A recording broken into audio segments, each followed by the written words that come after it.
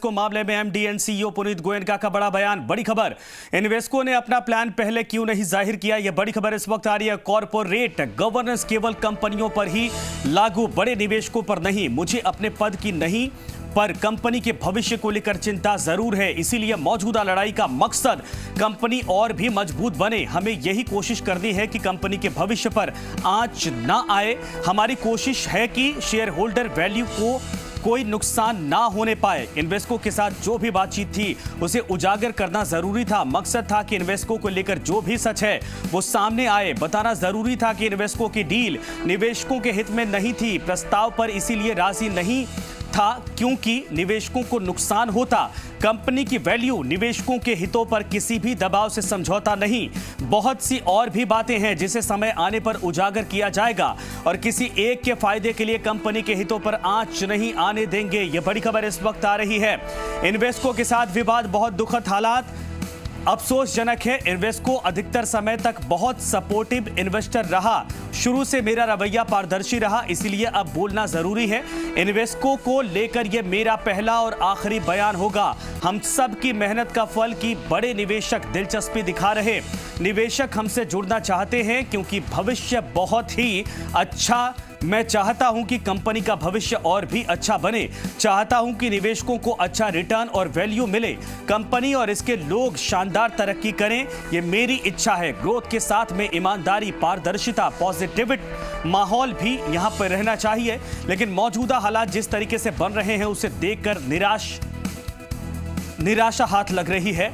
यह कहना है पुनीत गोयनका का। पूरी तरीके से पारदर्शिता बरतने की बात उन्होंने कही। उन्होंने कहा पहले रवैया सही था इन्वेस्को का, लेकिन बाद में धीरे धीरे दबाव बढ़ाने लगे और साफ तौर पर जिस डील का जिक्र किया जा रहा है, जिस तरीके से उनके काम करने का रवैया इन्वेस्को का, वो निवेशकों के लिए बेहतर नहीं होता। इतने सालों की मेहनत के बाद ये कंपनी खड़ी हुई।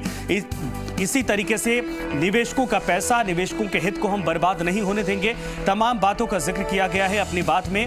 इन्वेस्को मामले को लेकर यह बड़ी खबर है। MD and CEO Puneet Goenka का बड़ा बयान है। इन्वेस्को ने अपना प्लान पहले क्यों नहीं जाहिर किया। उन्होंने सवाल पुटअप किए हैं। कॉर्पोरेट गवर्नेंस केवल कंपनियों पर लागू और बड़े निवेशकों पर नहीं। मुझे अपने पद की नहीं पर कंपनी के भविष्य को लेकर जरूर चिंता है, इसीलिए मौजूदा लड़ाई का मकसद कंपनी और भी मजबूत बने। हमें यही कोशिश करनी है कि कंपनी के भविष्य पर आंच ना आए। हमारी कोशिश शेयर होल्डर वैल्यू को और कोई नुकसान ना पहुंचा पाए। इन्वेस्को के साथ जो भी बातचीत थी उसे उजागर करना बहुत जरूरी था। मकसद था कि इन्वेस्को को लेकर जो भी सच है वो सामने आए। बताना जरूरी था कि इन्वेस्को की डील निवेशकों के हित में नहीं थी। प्रस्ताव पर इसलिए राजी नहीं हुआ था क्योंकि निवेशकों को नुकसान होता। कंपनी की वैल्यू, निवेशकों के हितों पर किसी भी दबाव से समझौता नहीं कर सकता था।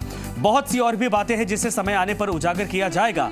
किसी एक के फायदे के लिए कंपनी के हितों पर दरअसल आंच नहीं आने दी जाएगी।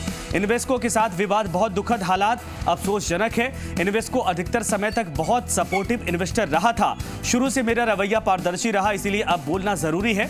इन्वेस्को को लेकर यह मेरा पहला और आखिरी बयान होगा। हम सब की मेहनत का फल कि बड़े निवेशक दिलचस्पी दिखा रहे। निवेशक हमसे जुड़ना चाहते हैं क्योंकि भविष्य बहुत ही अच्छा। मैं चाहता हूं कि कंपनी का भविष्य और भी अच्छा बने। चाहता हूं कि निवेशकों को अच्छा रिटर्न और वैल्यू मिले।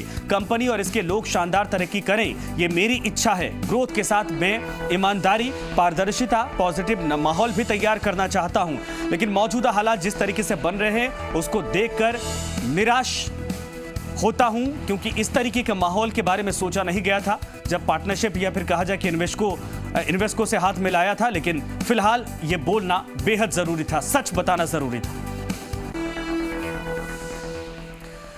मुख्यमंत्री अशोक गहलोत ने चिरंजीवी 104